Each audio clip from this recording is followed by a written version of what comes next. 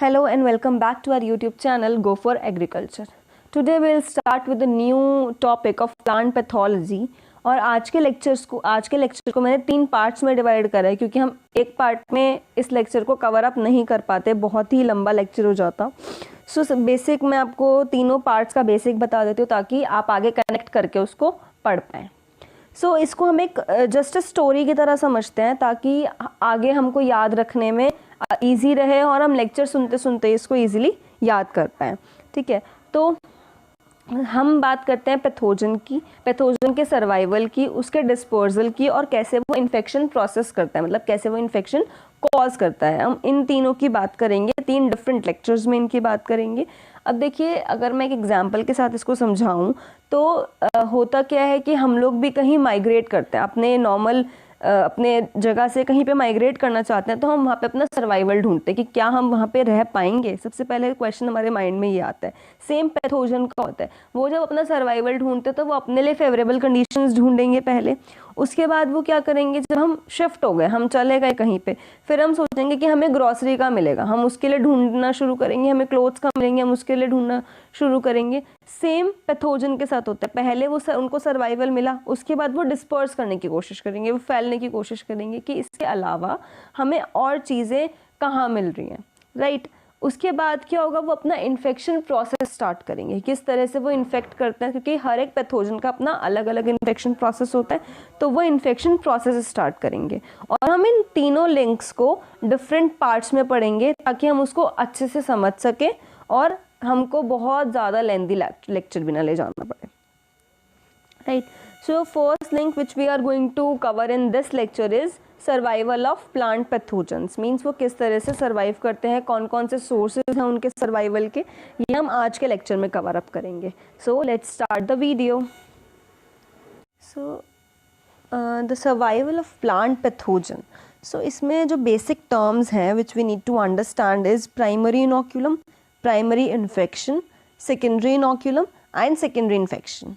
Okay, so first term is primary infection. Primary infection ही हमें नाम ही सजेस्ट करते हैं कि इसका मतलब क्या होगा। प्राइमरी इन्फेक्शन मीन सबसे पहला जो इन्फेक्शन अक्कर हो रहा है किसी भी क्रॉप में, वो हमारा प्राइमरी इन्फेक्शन हो गया। अब वो होगा किसकी वजह से, किसी भी प्राइमरी इनोक्यूलम की वजह से। अब आप जो इनोक्यूलम है उसका जो मेन हिंदी में एग्जैक्ट वर्ड होता है वो होता है कोई भी पदार्थ, कोई भी ऐसी चीज़ जो इन्फेक्शन कॉज करने के लिए सबसे पहले वहाँ पे प्रेजेंट है, उसको हम कहेंगे प्राइमरी इनोक्यूलम। ओके, सो अगर हम इसको एक एग्जांपल से समझें तो एक बहुत ही कॉमन और बहुत ही फेमस फंगस है फाइटोप्थोरा इन्फेस्टेंस। सबने इसका नाम सुना होगा पहले भी। और ये कौन सी डिजीज कॉज करती है, late blight of potato. Okay, so Phytophthora infestans कहाँ पे प्रेजेंट होता है, सीड ट्यूबर्स में होता है या फिर वो सॉइल में प्रेजेंट होता है, राइट। सो कोई भी ऐसा सीड जिसके अंदर ये फाइटोप्थोरा इन्फेस्टेंस ऑलरेडी प्रेजेंट है, तो वो क्या हो गया, हमारा इन्फेक्टेड ट्यूबर हो गया, या फिर हम कह सकते हैं वो इन्फेक्टेड सीड हो गया जो कि सबसे पहला इन्फेक्शन लाएगा, राइट। सो जो वो सीड है जो सबसे पहला इन्फेक्शन अकर कर रहा है, सबसे पहला सीड है जिसको हम फील्ड में लगा रहे हैं, वो हमारा क्या हो गया, इन्फेक्टेड सीड, प्राइमरी इनोक्यूलम हो गया, राइट। सो वो प्राइमरी इन्फेक्शन कॉज करेगा। तो यहीं से ये दोनों टर्म्स कवर हो जाती हैं, प्राइमरी इनोक्यूलम और प्राइमरी इन्फेक्शन। अब हम सेकंड आते हैं। अब प्राइमरी तो इन्फेक्शन तो हो गया, इन्फेक्शन होने के बाद वो क्या करेगा, अपनी कॉलोनी बढ़ाएगा, ठीक है। जैसे कि एक तरह से हम कह सकते हैं कि हम किसी लड़ाई में जा रहे हैं, वहाँ पे मैं अकेली लड़ने के लिए गई और उसके बाद सर्वाइवल ऑफ प्लांट पैथोजेंस। तो इस टॉपिक को स्टार्ट करने से पहले हमें कुछ बेसिक टर्म्स हैं जो हमें इसमें समझनी होंगी। The first is primary inoculum, the second is secondary inoculum. Okay, so primary inoculum या प्राइमरी इन्फेक्शन क्या होता है। प्राइमरी इन्फेक्शन का मतलब उसके नाम से समझ में आ रहा है हमें कि सबसे पहला जो इन्फेक्शन हुआ किसी भी फील्ड में, किसी क्रॉप पे सबसे पहला जो इन्फेक्शन हुआ वो क्या हुआ, प्राइमरी इन्फेक्शन। और वो प्राइमरी इन्फेक्शन किसकी वजह से हो रहा है, वो हमारा होता है प्राइमरी इनोक्यूलम। इनोक्यूलम का मतलब होता है, अगर हम उसको हिंदी में समझे तो पदार्थ, कोई भी पदार्थ जो एक फील्ड में प्रेजेंट है और वो इन्फेक्शन कॉज कर रहा है, ठीक है, वो हमारा क्या हो जाएगा, प्राइमरी इनोक्यूलम। अब वो जो प्रोपेग्यूल है जिसकी वजह से इन्फेक्शन हो रहा है वो क्या हो सकते हैं, वो कोई भी स्पोर्स हो सकते हैं, किसी भी पैथोजन के स्पोर्स हो सकते हैं जो as a primary inoculum act करेंगे और क्या करेंगे, प्राइमरी इन्फेक्शन कॉज करेंगे। ठीक है, अब आप मान लीजिए कि सबसे पहला इन्फेक्शन किसी भी फील्ड में हो गया, ओके। या फिर हम एक एग्जाम्पल से इसको समझते हैं कि कोई पोटैटो का फील्ड है, किसी फील्ड में पोटैटो ग्रो हो रहा है, तो पोटैटो की जो बहुत ही कॉमन डिजीज है वो कौन सी है, फाइटोप्थोरा इन्फेस्टेंस। और फाइटोप्थोरा इन्फेस्टेंस क्या है, it is a fungus, right. So और वो कौन सी डिजीज कॉज करती है, late blight of potato cause करता है। ठीक है, तो इसका जो वो होता है, फंगस होती है, वो सीड में प्रेजेंट होती है, सीड ट्यूबर्स में, या फिर बेसिकली वो सॉइल में प्रेजेंट होती है। ठीक है, तो अगर वहाँ पे पहला कोई भी ट्यूबर है वो इन्फेक्टेड है ऑलरेडी और वो उस फील्ड में प्रेजेंट है, ठीक है, तो वो क्या करेगा, सबसे पहला इन्फेक्शन कॉज करेगा, उस फील्ड में पहले इन्फेक्शन हो गया। अब उसके बाद वो क्या करेगा, इन्फेक्शन कॉज करने के बाद अपनी कॉलोनी बढ़ाएगा, कॉलोनी बढ़ाने के बाद वो क्या कोशिश करेगा कि वो आगे डिस्पर्स हो। जैसे ही वो डिस्पर्स होके किसी और फील्ड में जाएगा, किसी लॉन्ग डिस्टेंस में जाएगा, तो वो क्या हो गया हमारा, वहाँ पे वो क्या करेगा, सेकेंडरी इनोक्यूलम की तरह एक्ट करेगा और सेकेंडरी इन्फेक्शन कॉज करेगा। ठीक है, तो उसको सो यहाँ पे ये 4 टर्म्स कवर हो गई हमारी, primary inoculum, primary infection, secondary inoculum and secondary infection. अब बात आती है कि ये डिस्पर्स कैसे होगा, ये स्पोर्स हैं और ये डिस्पर्स कैसे होंगे। ये विंड के थ्रू हो सकते हैं डिस्पर्स, वाटर के थ्रू हो सकते हैं, किसी भी मैन मेड एक्टिविटी की वजह से डिस्पर्स हो सकते हैं। लाइक मैं एक फील्ड में घूम रही हूँ, मैंने प्लांट्स को टच करते हुए चली गई और उसके बाद मैं उसके बराबर वाले फील्ड में चली गई, मैंने वहाँ पे प्लांट्स को टच कर दिया, तो जो स्पोर्स मेरे हाथ पे या फिर मेरी बॉडी पे टच होगा और वही सेम क्लोथ्स में मैंने दूसरी वाले फील्ड में जाके टच कर दिया, तो वहाँ से ही इन्फेक्शन कॉज हो सकता है, राइट। सो अब हम इनके डेफिनेशंस पे आते हैं। The means of survival are the first link in infection chain और disease cycle. The initial infection that occur from the source of pathogen survival in the crop is primary infection and the propagules, propagules कौन से हो गए, spores हो गए, and the propagules that cause this infection are called primary inoculum.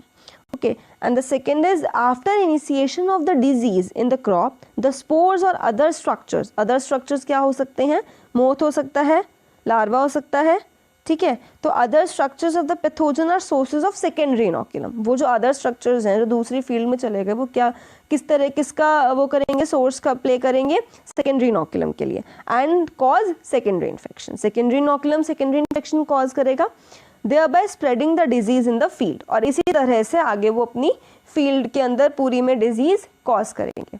Okay, अब next आता है हमारा sources of survival of pathogens, means किन सोर्सेज पे पैथोजन जो है वो सर्वाइव कर सकते हैं। The first is infected host, reservoir means कोई भी जलाशय जिसमें मतलब बेसिकली कोई भी वाटर रिजर्वायर कोई भी हो सकता है, like water reservoir, land reservoir, soil reservoir, तो वो कहीं पे भी कोई भी ऐसी जगह जिसके ऊपर कोई भी इनोक्यूलम रह के सर्वाइव कर पा रहा है, वो हमारा क्या हो गया, रिजर्वायर हो गया।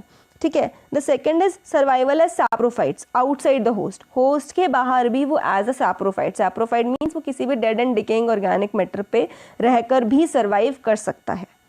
ठीक है, द थर्ड इज अपनी किसी भी रेस्टिंग स्टेज में वो सर्वाइव कर सकते हैं, या फिर वो किसी इंसेक्ट पे, किसी नेमाटोड पे, किसी फंजाई पे के साथ एसोसिएशन बना के उनकी बॉडी पे रह के, या फिर किसी भी तरह उनके साथ एसोसिएशन बना के, वो हम आगे पढ़ेंगे कि क्या क्या एसोसिएशन वो बना सकते हैं, वो उस पे सर्वाइव कर सकते हैं। ठीक है, अब हम ये चारों पॉइंट्स को वन बाय वन डिस्क्राइब करते हुए अच्छे से पढ़ते हैं।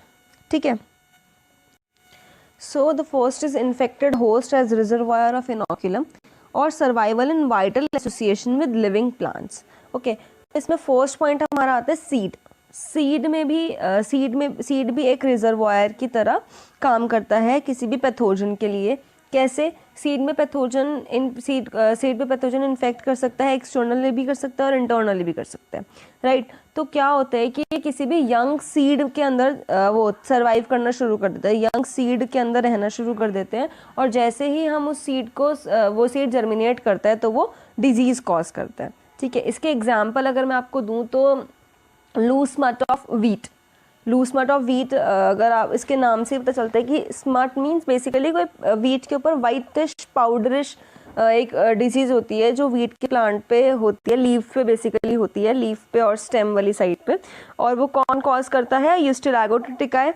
इसमें होता क्या है एक्चुअली कि जो पैथोजन है वो स्टिग्मा और स्टाइल के थ्रू अंदर एंटर करता है, और एंटर करने के बाद वो यंग सीड को इन्फेक्ट करता है। सबसे पहले वो यंग सीड को इन्फेक्ट करता है, और उसके अंदर मतलब बेसिकली यंग सीड्स जो होती हैं वो एज अ रिजर्वायर काम करती हैं, ठीक है। फिर जब हम उसको जर्मिनेट करते हैं तो वहाँ से वो डिजीज़ कॉज करता है। Okay, and the second is collateral host. Collateral host को हम इजी लैंग्वेज में ऑल्टरनेटिव होस्ट भी बोल सकते हैं। कोलेट्रल होस्ट या ऑल्टरनेटिव होस्ट मीन्स जो हमारा मेन क्रॉप प्लांट है, जो मेन क्रॉप की पैथोजन है, उसके अलावा भी वो किसी और होस्ट पे रह सकते हैं इन ऑफ सीजन, ठीक है। तो जैसे कि कोई वीड्स हो गई, वीड्स भी बहुत सारे पैथोजेंस के लिए फेवरेबल कंडीशंस प्रोवाइड करवाती हैं, उनके ग्रो करने के लिए फैसिलिटीज़ प्रोवाइड करवाती है, रिप्रोड्यूस करने के लिए फैसिलिटीज़ प्रोवाइड करवाती है, ठीक है। In off basically they all works in the off season. इसका एग्जांपल हमारे पास है पायरिकुलेरिया ग्रिसाए, ओके, जो blast disease of rice cause करता है। And the third one is ratoon crops. सबसे पहले तो रटूनिंग का मतलब क्या है? रटूनिंग मीन्स होता है कि जब हार्वेस्टिंग करते हैं तो हम अपर ग्राउंड लेवल से किसी भी क्रॉप को कट करते हैं, हम उसको रूट्स के साथ कट नहीं करते, उसको हम कहते हैं रटूनिंग। रटूनिंग कौन कौन सी क्रॉप्स में हम कर सकते हैं? शुगर केन में, राइट, राइस में हम कर सकते हैं, वीट में हम कर सकते हैं। तो रटूनिंग में क्या होता है कि जब हम ऊपर लेयर से कट कर रहे हैं, अपर ग्राउंड लेवल से कट कर रहे हैं, तो जो रूट वाले डिजीज़ हैं, जो रूट वाले पैथोजन है, वो तो वहीं पे प्रेजेंट रहेंगे, वो तो कहीं जाएंगे नहीं अगर हम कटिंग रूट से नहीं कर रहे। तो उसके एग्जांपल हमारे पास क्या हो सकता है? Sugarcane mosaic. Sugarcane mosaic is a very common disease in sugarcane, और वो रूट में प्रेजेंट होती है। Mosaic virus is always present in the roots, okay. और जो so the next is saprophytic survival outside host. Means जब भी कोई ससेप्टेबल प्लांट प्रेजेंट नहीं है तो हमारे पैथोजेंस कैसे सर्वाइव कर सकते हैं? First is they can survive in soil, they can survive as soil inhabitants. Soil inhabitants means वो सॉइल के अंदर सर्वाइव करते हैं as a saprophyte on the dead and decaying organic matter, okay. जब भी उनको कोई भी ससेप्टेबल होस्ट नहीं मिलता उस टाइम पे।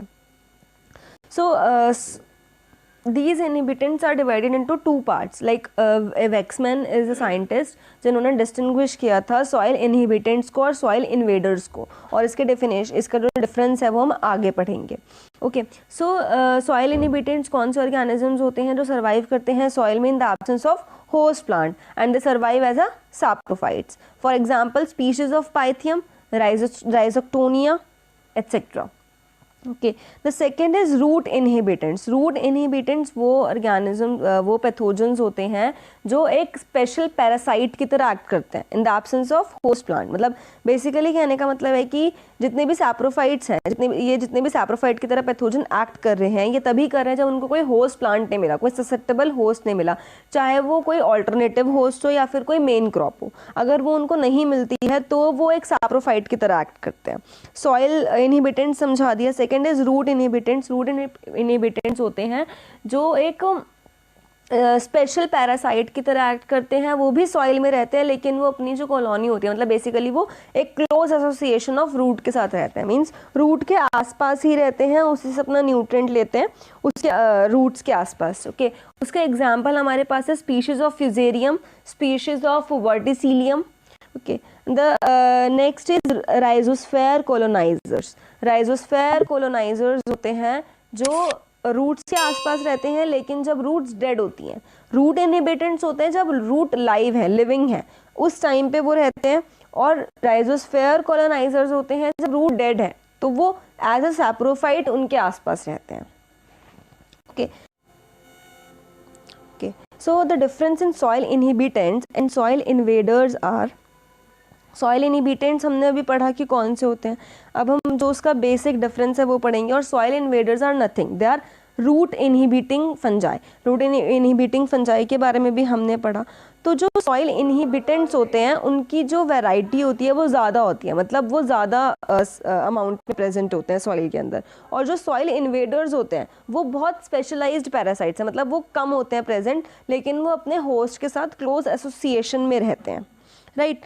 अब जो सॉइल इनहिबिटेंट्स हैं उनके लिए सर्वाइवल वो मतलब basically as a saprophytic survive, as a saprophyte कैसे सर्वाइव करते हैं, वो प्लांट डिब्रीज के ऊपर सर्वाइव करते हैं। और जो सॉइल इन्वेडर्स हैं वो क्या करते हैं, वो लिविंग टिश्यू पे, मींस लिविंग टिश्यू से क्लोज एसोसिएशन बना के सर्वाइव करते हैं, वो डिकम्पोज्ड मटेरियल पे सर्वाइव नहीं करते हैं। तो वो रूट, जब तक रूट लाइव है तब तक वो उसके पास रह के सर्वाइव करेंगे। तो जो सॉइल इनहिबिटेंट्स हैं उनका कंपटीशन ज़्यादा है क्योंकि उनकी वैरायटी ज़्यादा है, राइट। अब जो सॉइल इन्वेडर्स हैं उनका कंपटीशन कम है क्योंकि वहाँ पे अवेलेबिलिटी ऑफ सॉइल इन्वेडर्स कम है, that's why. Example of soil inhabitants are Pythium, Rhizoctonia, Sclerotium. ये हमने पहले भी पढ़े और अब दोबारा से यहाँ पे हम एक बार इसको मेंशन करें ताकि आपको साथ साथ याद हो जाए। The second is Fusarium and Verticillium, soil they are soil invaders. Okay, आज की वीडियो के लिए इतना ही। अब हम इसके नेक्स्ट पार्ट में डिस्पोजल ऑफ पैथोजन पढ़ेंगे। Thanks for watching. अगर आपको मेरी वीडियो अच्छी लगी हो तो मेरे चैनल को सब्सक्राइब करना ना भूलें and you can follow us on Instagram.